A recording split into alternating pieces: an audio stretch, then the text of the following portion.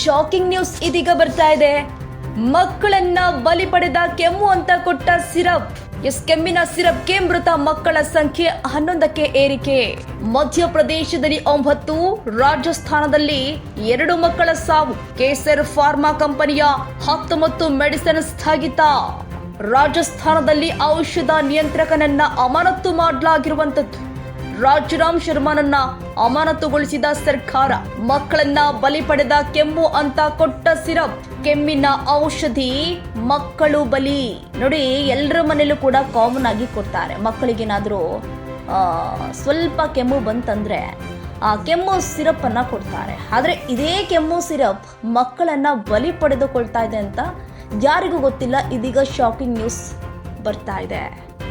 ಕೆಮ್ಮು ಸಿರಪ್ ಸೇವಿಸಿ ಸಾವನ್ನಪ್ಪಿರುವಂತಹ ಮಕ್ಕಳ ಸಂಖ್ಯೆ 11ಕ್ಕೆ ಏರಿಕೆ ಆಗಿರುವಂಥದ್ದು. ಹೀಗಾಗಿ ಯಾರು ಕೂಡ 2 ವರ್ಷದೊಳಗಿನ ಮಕ್ಕಳಿಗೆ ಕೆಮ್ಮು ಸಿರಪ್ ಕೊಡಬಾರದು ಹೀಗಂತ ಕೇಂದ್ರ ಸರ್ಕಾರ ಖಡಕ್ ಎಚ್ಚರಿಕೆಯನ್ನ ಕೊಟ್ಟಿದೆ.